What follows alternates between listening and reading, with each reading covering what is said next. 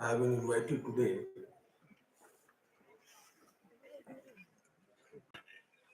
by my alma mater as a part and parcel of the Maharishi University, whom the credit goes of any basic or fundamental learning of law by me as one of the humble student of this university. It's therefore my profound duty to firstly remember my respected teachers and convey my regards and gratitude to them.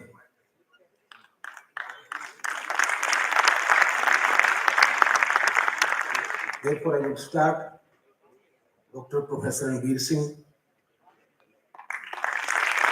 Professor C.P. Soran, Dr. Professor K.P.S. Malwar, Professor Suman Lata, Professor Neena Vashisht, Professor S. Verma, Professor Badruddin, Professor Preet Singh, Professor Shamsuddin, and maybe that some of my other teachers whom I have not been able to recognize. Please accept my apology, but with great respect to all of you, I convey my gratitude and respect.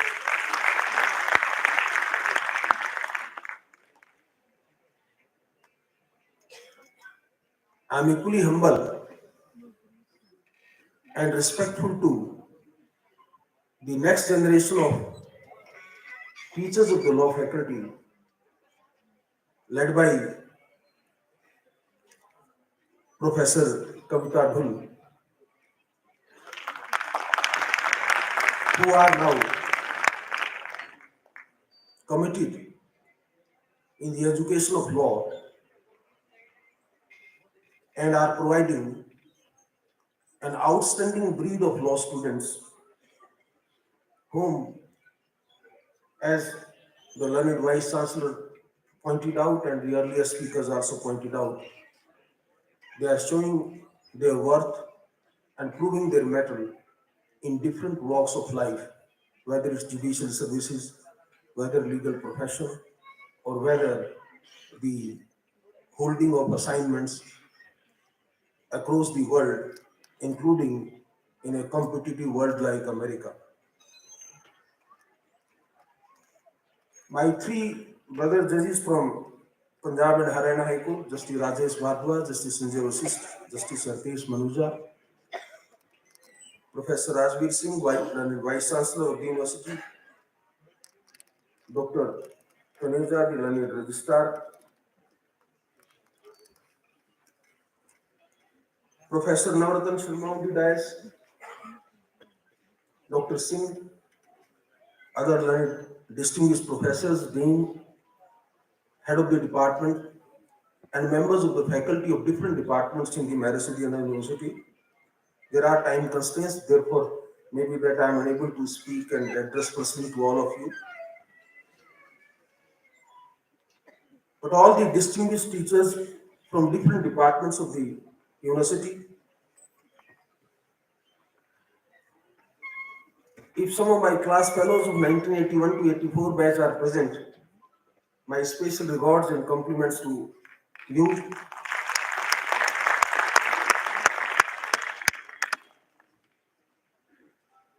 There are various judicial officers who have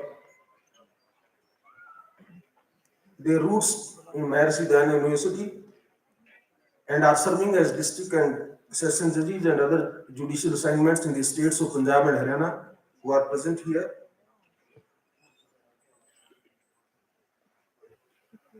The president and members, office bearers of the Rohtak Bar Association, members of the High Court Bar Association, and members of various other bar associations who are present today.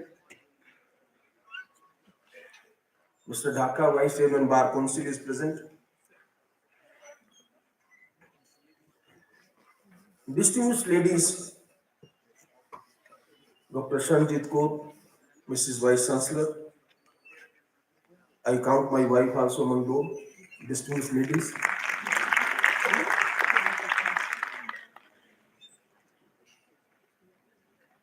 Dearest alumni of the Maharishi Deen University, it's all because of you that today I am able to come and interact with all of you. Thank you very much for being present here.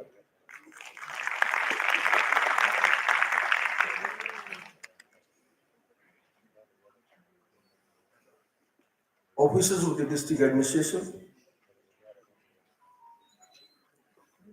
my dear students,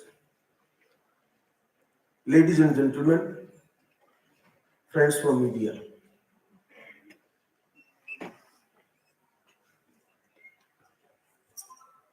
When I asked Professor Rajveer Singh in Delhi that on which subject you want me to speak before, my dear alumni and the dear students of law or other departments, he very interestingly told me that there is no subject specification event, but I want you that you should speak about yourself or something that the students are inspired. So take it from me that I am not going to speak on law, on constitution or any other defined subject before you.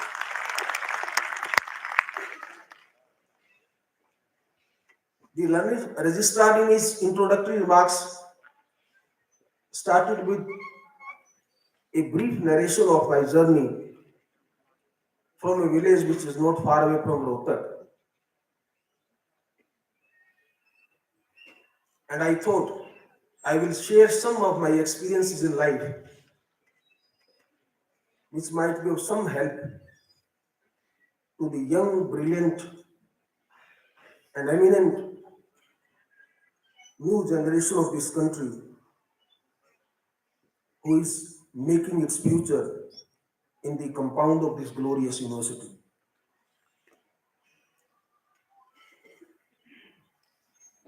My dear young students, those were not the as good and fortunate days as you are experiencing. When I was studying in my village school, where there was no English medium, there were no fan, there was no light in the schools. Until the 8th class, we used to sit on the floor or under the sky in the open ground. The first luxury of education, that wooden made stools to sit, were provided to us when we were promoted in the 9th class and not before that. But then I belong to a reasonably well-placed middle-class family. So we had some basic amenities at my house, and the 4 or 5 of students, one of my dearest friend in my village, Ajmer Tun, he was my best friend, and we were both studying together. We all 4 or 5 students used to stay in one room in my house where the light provision was there, and in the night we used to study and prepare for ourselves for the 8th examination and then for matriculation examination. You can imagine the quality of the students and the quality of the education, that out of 68, only 4 students could qualify in the matriculation examination. Either I would blame to myself, the students, or maybe that whatever the system had provided at that time.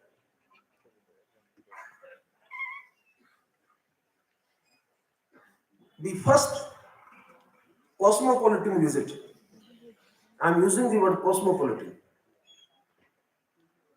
was when I and my friend Ajmer Duhan, we went to Hansi to stay for 4 or 5 days to appear in the state level scholarship examination, because we too were shortlisted from the school, and we went there. The Hansi was the center, and we stayed there for 4 or 5 days. That was the first kind of a urban feeling that I could get from a town like Jhansi only. But then this is how the time passed. I did my matriculation, went to government college Hisar, and frankly speaking, there was none in the family or in my close relations doing law or in law profession, and therefore there was no idea at all that what kind of profession should I choose after my graduation. The family was very keen that I should concentrate on competition for a government service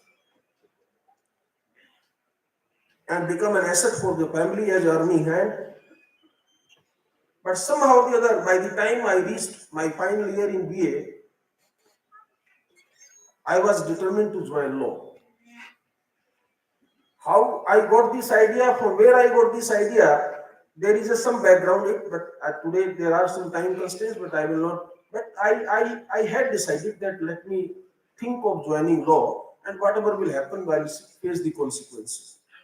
I persuaded my family, and eventually I got admission in law, and I came to MD University, Rohtak. At that time, the entire university was comprising of one building only, and once some offices were there in the garage. We didn't have the luxury and liberty and the enjoyment of all these kind of 5 or 7-star facilities as today. The university has got that kind of outstanding infrastructure.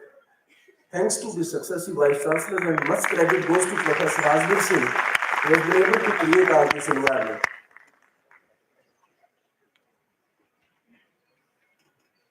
But in law department, irrespective of the infrastructure, the team of teachers was outstandingly dedicated.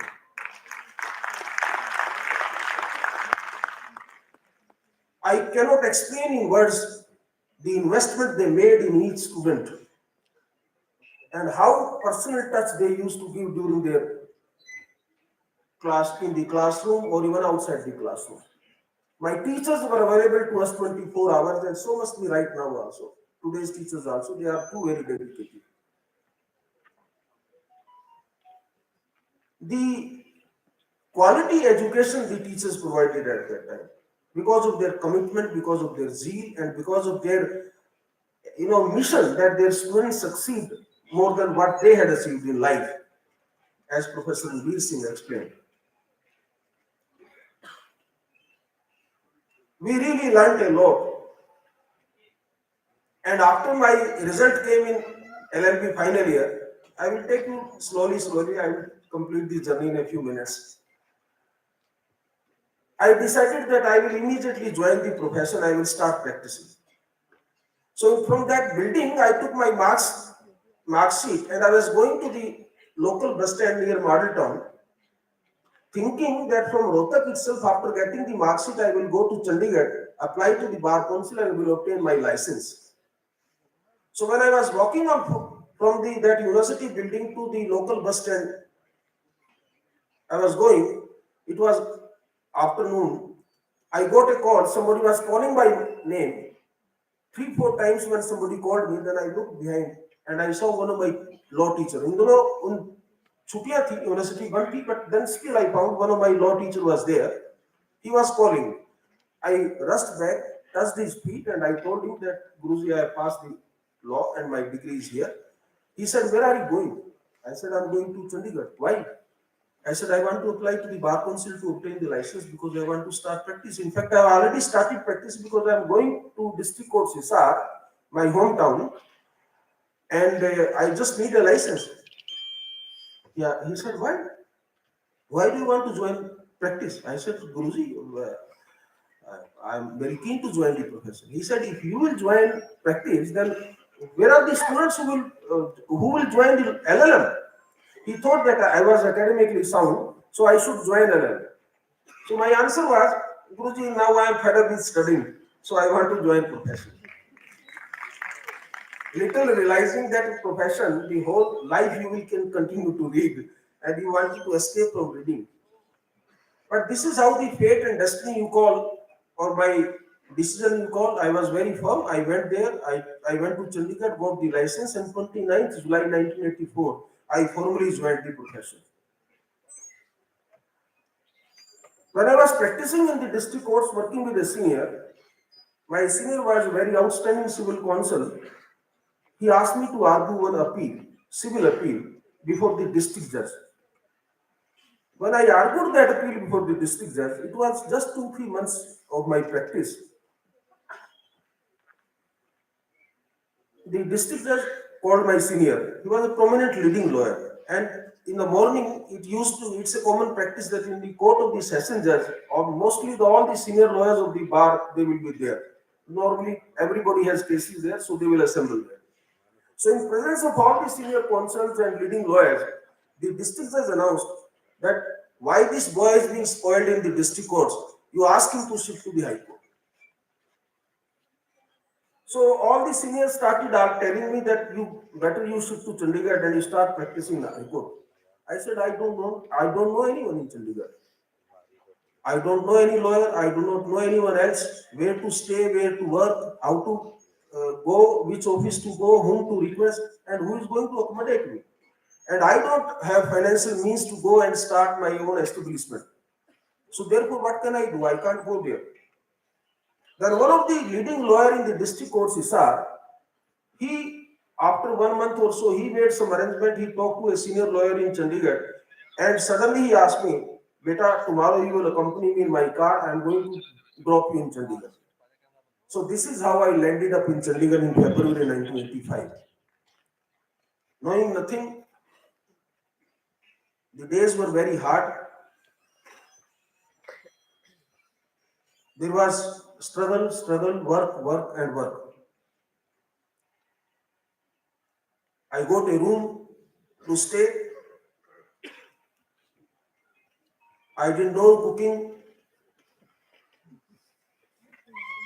Those were difficult times. But then I was determined that if my seniors in Hisar and some officers in Hisar, if they feel that there is a spark in me and I must prove my worth in High Court, I am not going to disappoint them.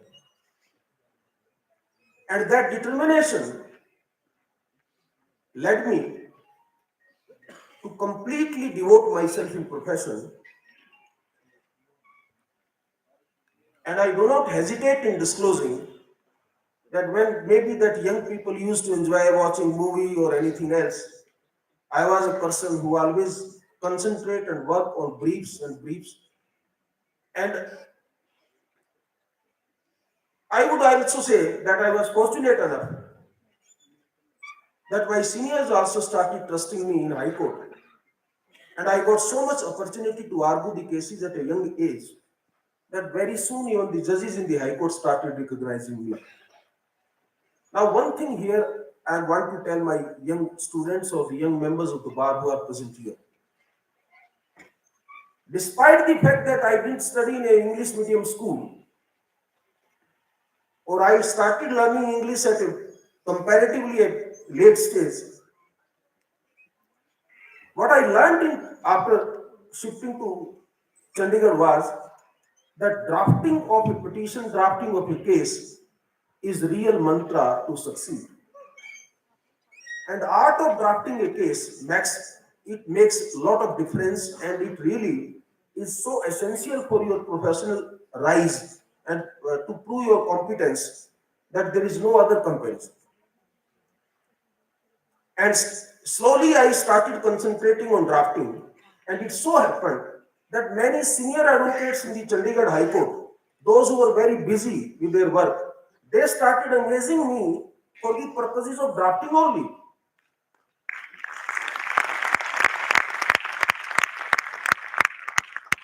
For some years, you will believe me, if I used to charge, say, 550 rupees as fee from a client for the entire case which he will give to me, the seniors used to give me 1100 even only for drafting purposes.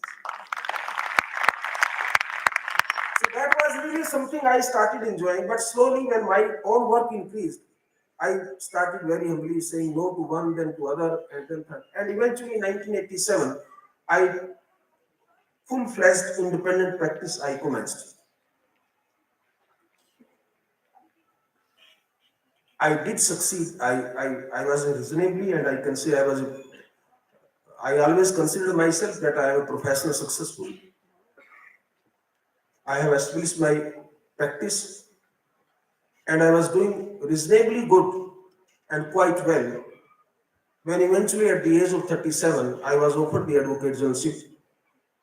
That was a big challenge because while working on private side, you do not understand the difficulties and intricacies and complications of government functioning.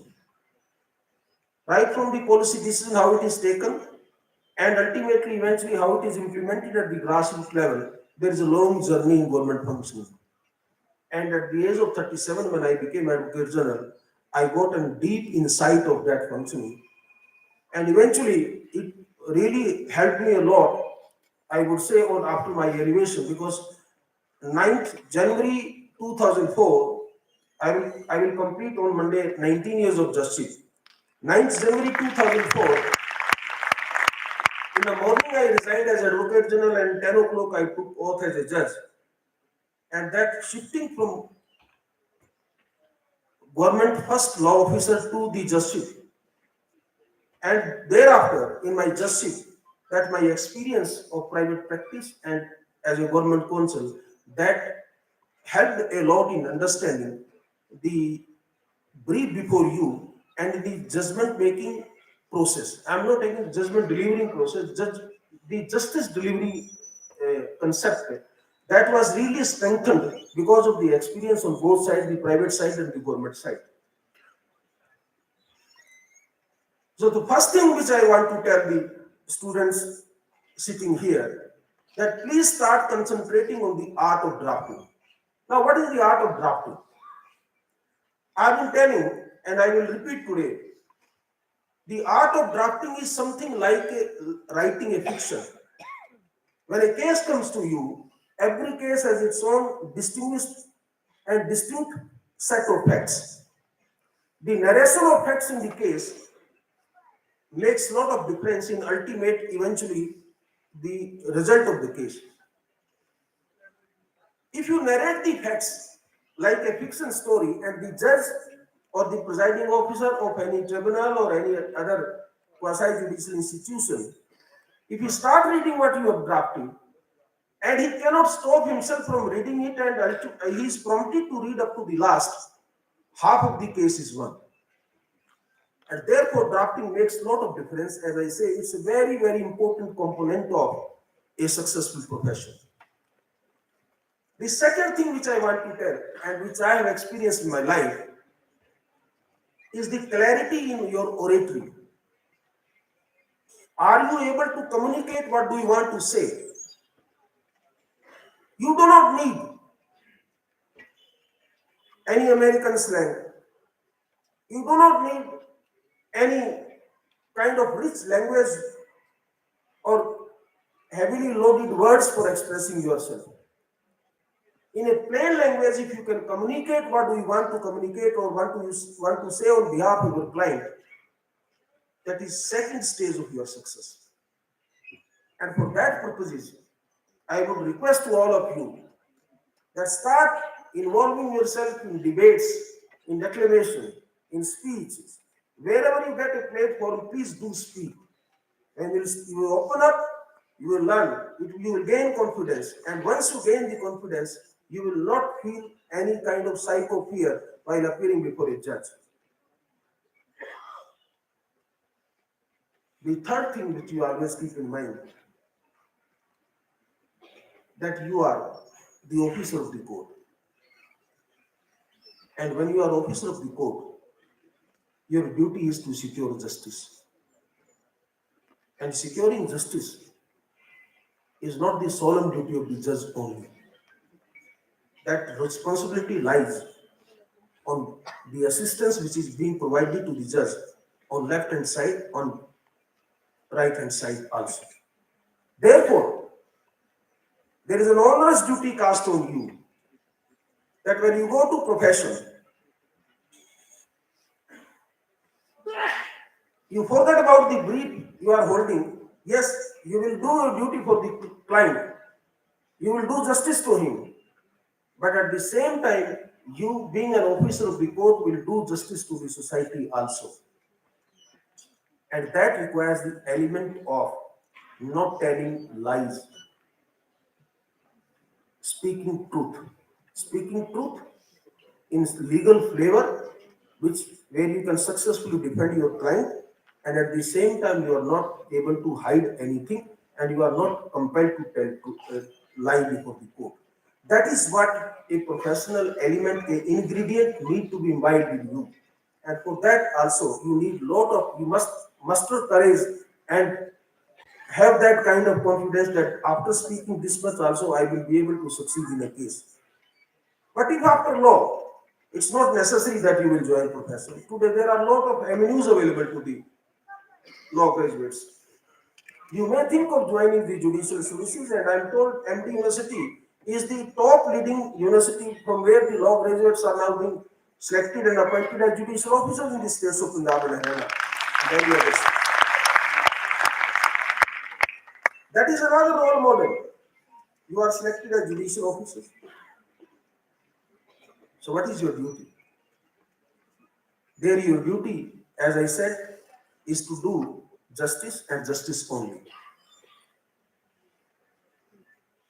It may be true that left and right side, the advocates are supposed to assist you in doing the justice. But then the solemn duty as a judicial officer is on you. You have to see that whether you have done justice or not. And for that purposes, my dear friends, the one principle which I have been talking and which I am again, since I got opportunity today to speak before you, I would repeat is, always keep your third eye open. Don't think that law alone will allow you to succeed in delivering justice. Please remember, equity is another very powerful tool which you always must keep with you. Make sure that your your legal sharpness does not allow law and equity to come into conflict. Rather, you make them complementary and supplementary to each other.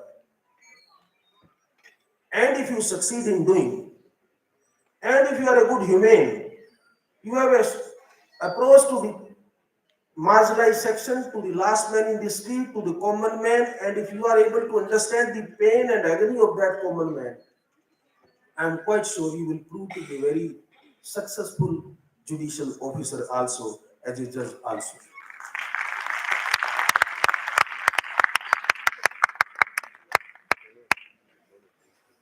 I am not saying that you will not follow the prescribed procedure of law.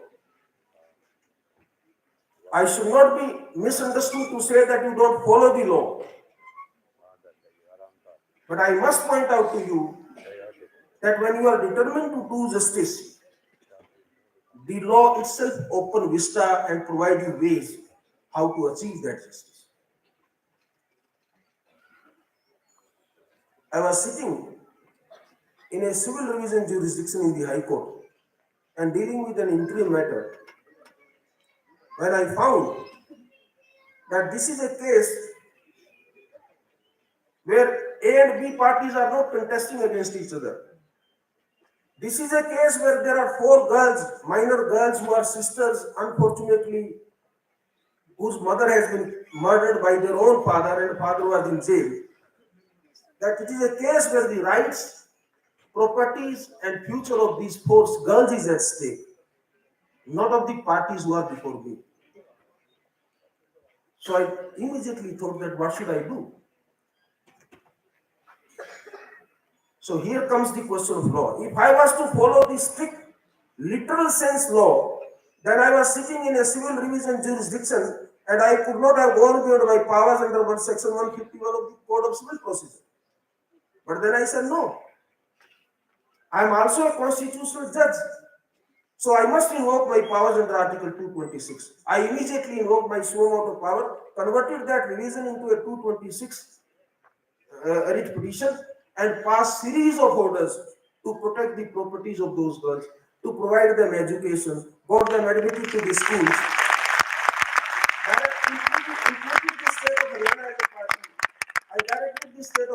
to release scholarship to those girls. I directed the social welfare department to release the pension benefits available to the children or the kind orphan children, because I said that they are orphan children, their father is in jail, mother has been killed.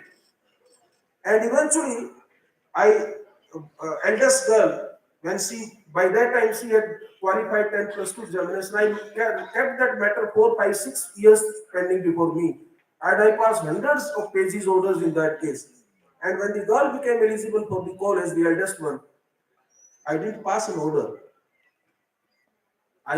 In my order, I said, I request principal of DAV College, Pehwa, to provide one free seat to this girl. There was no order by me. The principal came after 4 5 days in my court. He said, sir, I have complied with the order. I have admitted the girl. I said, principal, sir, what else benefits you will provide to this girl? He said, sir, I need your help. I am recommending her case for scholarship, but you have to tell the education department. I said, don't worry, you send it. He forwarded the case. I directed the education department. The girl got the scholarship. Eventually, I came to know that the children have now been properly rehabilitated. Their maternal uncle was protecting them. He was looking after them. He was caring them, taking care of them. He was the de jure and de facto guardian. So through him, he used to appear in court. I came to know that now most of the issues have been resolved. That stage only, I closed the case, though I still kept it pending in the High Court. I am just giving you an example that if you want to do justice, you will find ways and means. So as a judicial officer or as a judge or at any place, whether you are sitting in A court, B court, or all forms of judicial system, wherever you are sitting, you are a potential source of providing justice to the society, provided that you are committed for that cause. And that commitment you can learn in this temple of education and the environment which MD University has created here.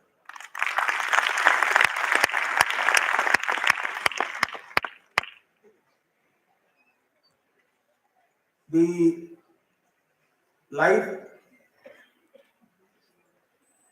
on the material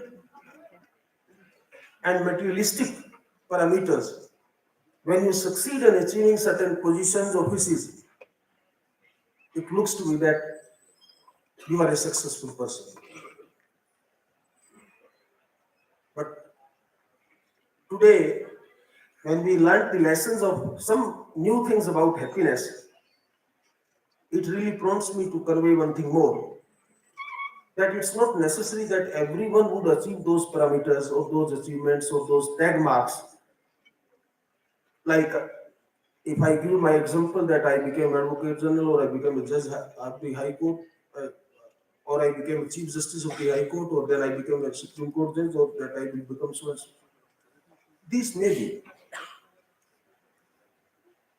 Those who feel that they have not been able to get all these things are also a huge asset to the society. All of you, young, older, all of you, irrespective of the age group, you are the real human resource of this country.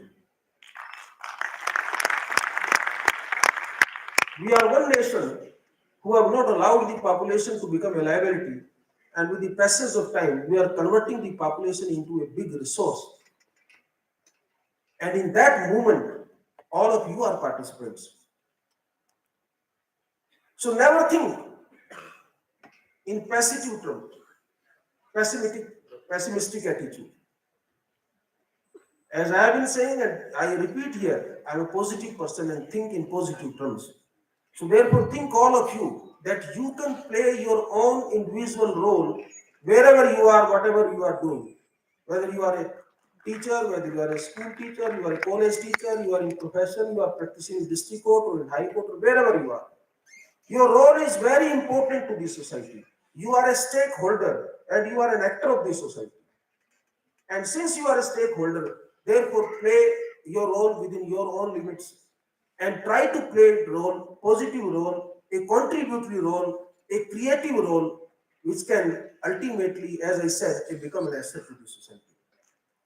This was the message I thought I will convey to all of you, and I will share my views with you. I think there are time constraints, and maybe I will request Professor Rajbir Singh and the university authorities to.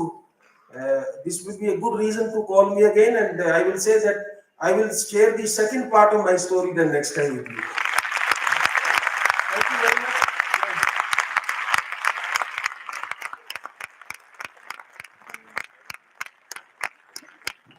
Thank you sir, आप स्थान पर बैठे थे, उसको थोड़ा सा बैठे हैं और वो सर भी हमारे बीच आने वाला है सर जल्दी। जब आप चीफ जस्टिस बनेंगे तो बहुत बड़ा प्रोग्राम करेंगे। ये हमारी इसी तरह का तीसरा प्रोग्राम प्राप्त हो सकता है।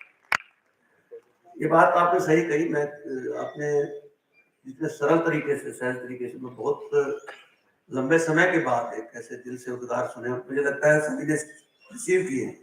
आपकी तालियां बताएं कि जो उद्गार रिसीव, जो तालियां घंटों बताएगा।